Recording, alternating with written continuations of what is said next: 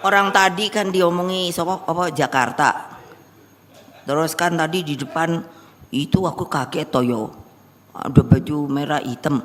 Terus tapi pasang spanduknya itu kan suruh gotong Pak Anies ya. Iya toh? Oh, siapa yang nggak lihat? Aku aja lihat kok.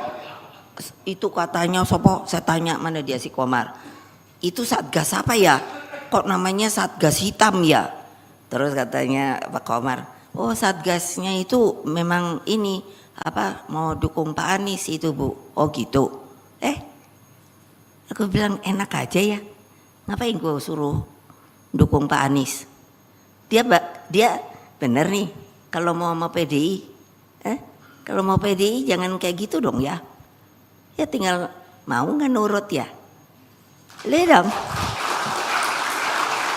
Dia tepuk tangannya kan ibu-ibu aja nggak tepuk tangan. Hei. Tepuk tangan lagi.